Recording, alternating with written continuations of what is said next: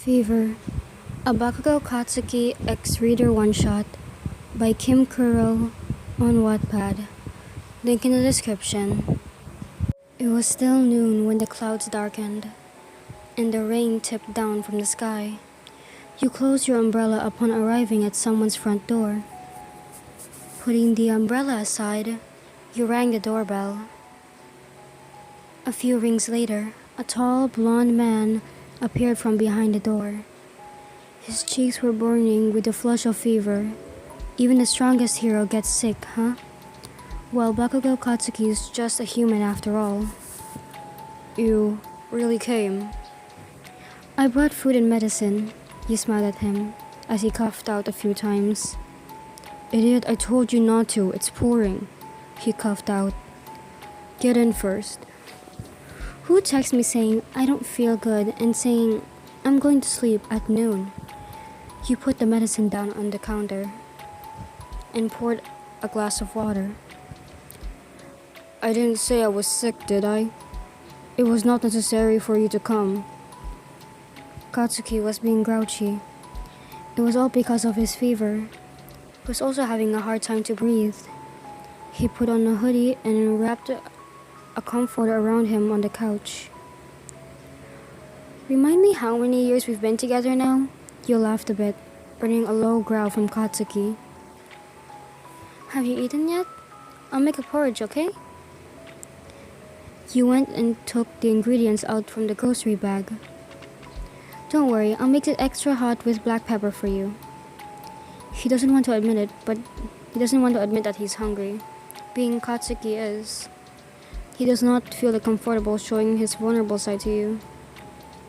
He already said it was okay back when you two started dating, but still. Katsuki just simply likes showing his perfect side to you.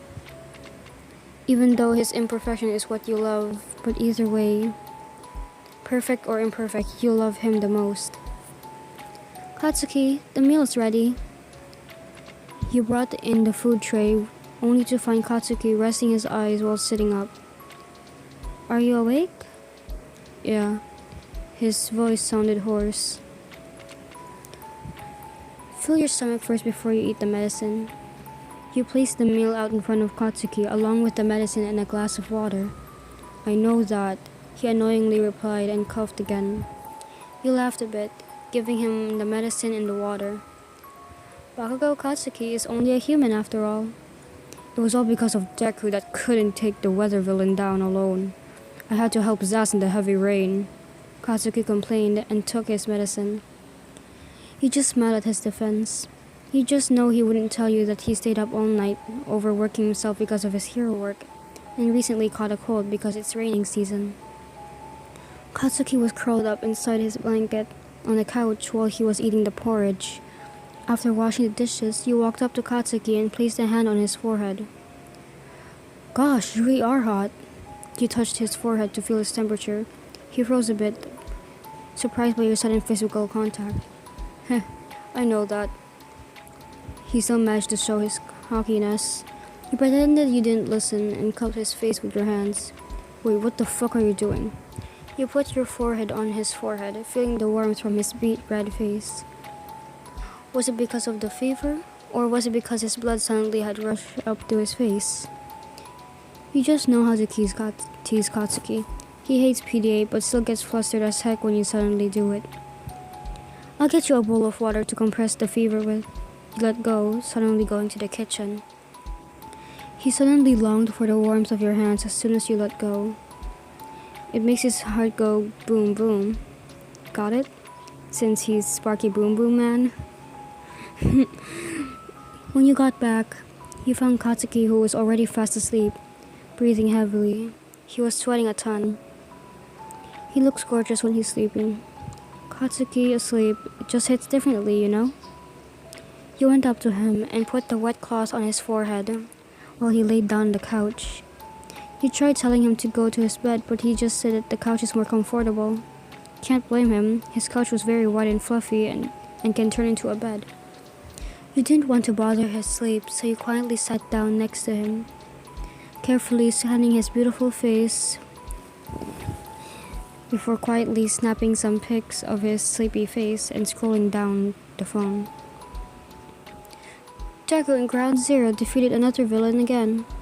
Villain defeated by Deku and Ground Zero, etc. The news that Hero Deku and the Hero Ground Zero that saves the day were almost all over your timeline. Looking at him, you felt proud. You replaced the cloth that was resting on Katsuki's forehead with another one. Katsuki opened his eyes a little. Oh, sorry, did I wake you up? Don't worry, I was only resting my eyes for a bit. He blinked a few times and let out a sneeze. You should have slept in your bedroom. Have you checked the temperature with a thermometer yet? You stood up and gave tissues to Katsuki. Not yet. I'm too lazy to get it. Second floor, brown cupboard, probably in the third drawer. Katsuki said to you and you nodded. You went up to get the thermometer, later sprinting down the stairs to get to Katsuki. Hey, you should go to bed. Don't force yourself. You found Katsuki sitting up and rubbing his eyes a few times. He put the cloth that was once sitting on his forehead aside. I'm fine, he scoffed. You kneeled down to his eye level. You aren't right now. Just let me take care of you. Now open your mouth for me. Katsuki let out an irritated sigh and opened his mouth. You put the thermometer there and let it does its thing. It beeps 2 times and that's when you can read the temperature. 38.5 Celsius. You felt Katsuki's head with your own hand. It seems to be lower than the first time you checked. Your face looks better now. Katsuki leaned his head to your shoulder, breathing heavily. Your heart skipped a bit. Come on, let's get you to your bed. Your voice soothed him. You rubbed his back in circles. Because of that, his breath began to calm down. Hey, Katsuki whispered, lifting his head up to see you. His brilliant vermilion eyes stare into your soul. He cupped your face with one hand and leaned in. Soft lips landed on yours, and as time stopped, they say Katsuki is the type of person that prefers action rather than words. Well, they're definitely not wrong. You both pulled away and he sighed out, breathing heavily again. You really made me feel some sort of way, huh? He leaned into your shoulder once again. You can't see his face, but his ears were red. Maybe from the fever, or it was because he suddenly kissed you. He felt like he had lost his mind because of the dizziness. There. You pat his head. Let's go to bed. I'll cuddle with you. That sounds good. Luckily my parents aren't home, huh? Katsuki doesn't like showing off his affectionate side in front of his parents, but you know he's a sucker for your cuddles. Love you too, Cats. Me too, he stuttered.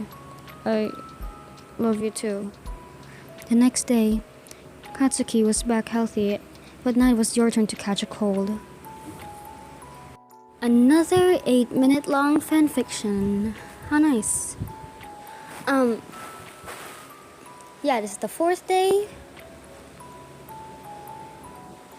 Tomorrow will be, Danganronpa content, since, I've given you 2 Boku no Hero content, 2 Toy-bound Hanako-kun content, so I might as well give you 2 Danganronpa content, and then maybe 2 days later I'll give y'all 2 Mystic Messenger content. Yeah, so I hope you all enjoyed this audio, and I'll see y'all tomorrow. Bye!